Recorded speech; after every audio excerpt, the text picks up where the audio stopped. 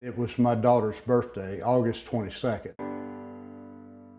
I left work up in Lady Lake to come back to my doctor's appointment to find out what was going on, because I had no clue what was happening to me.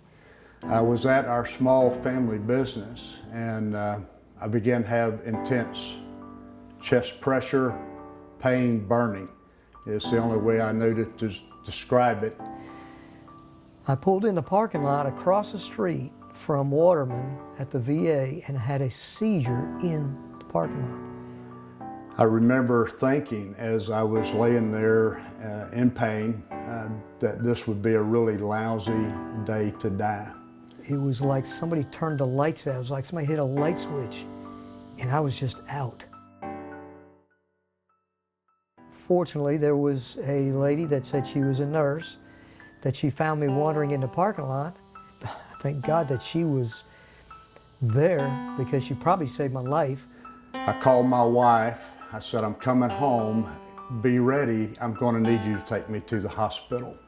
When he called me, I could absolutely tell that he knew what was happening to him, and that something needed to be done quickly. The ambulance was able to communicate with Waterman Hospital. That got me into the emergency side of the hospital, that kept me comfortable, used the nurses and the techs and the technology that they have in order to dig deeper and find that I have a tumor. I looked back on my phone and I made that call to 911 at 4:52. And just a little while after 6 p.m., I'm in ICU and I have 3 stents in the heart. That's how rapidly all this moved and how perfectly orchestrated it all was. I had what they determined was a 99.9% blockage and what they have nicknamed, I guess, the Widowmaker. And I remember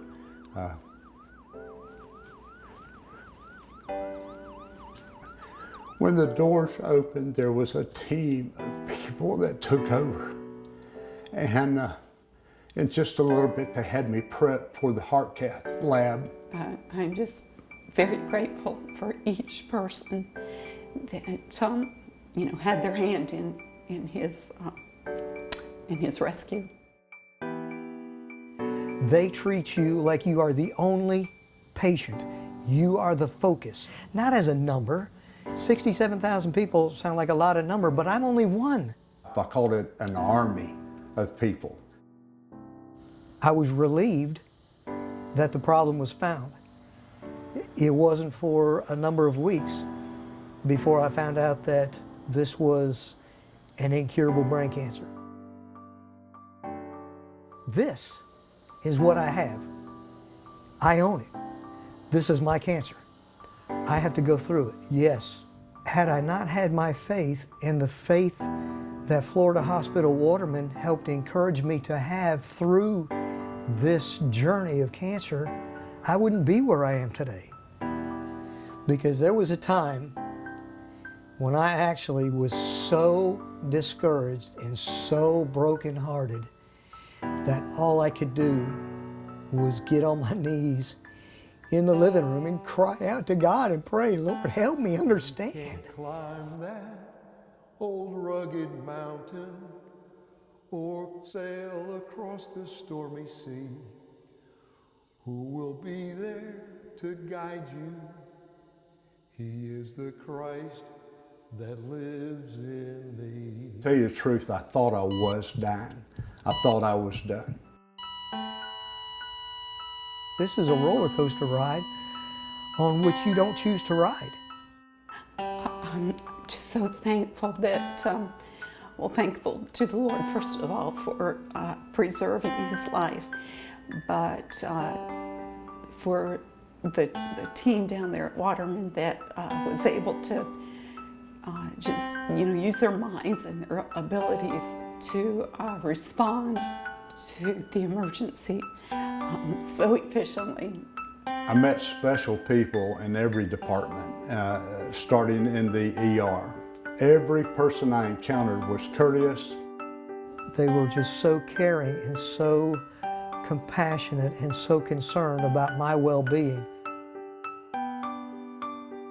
And here I am.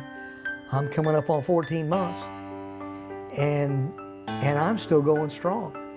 There's not much I can't do. That those who survive an event such as this are often left with about 30% heart function. And I hear the word miracle. And glory to God, I have zero heart damage. I have 100% heart function. But you got to live your life and encourage those around you. And that's what I'm doing here at home, through music therapy, through writing therapy, through anything that I can do to encourage someone else. Every day is a gift. You think about things entirely different. You realize that that could have been your last moment here. And I'm thankful that we had an emergency room that was equipped to handle a real emergency, because otherwise I truly wouldn't be here, I don't believe. I'm sure this will be a special Thanksgiving and a special Christmas because of it. And I tell you, this hospital is the greatest hospital that I have dealt with in all my years. You know, I am able to live a life that most people can't live at this point after they have had a craniotomy at the depth that I've had, or the type of brain cancer that I have. And it's such a blessing to have people like that care so much. How fragile life is. I had gone back to my little business that afternoon, routine, and it came out of nowhere. This hospital has done me a marvelous service to my Christian faith and also to my physical body that I could have ever asked for. So please, give your support. Help in any way you can. You know, sometimes you wonder, well, I know when I'm having a heart attack. Well, there's no doubt in my mind. They care about your life after the initial diagnosis. They care about you from start to finish. And these folks still care about me and treat me like family. It's such a blessing. There's no other way to say it. And I will call 911 and I will request that they take me to Waterman Hospital.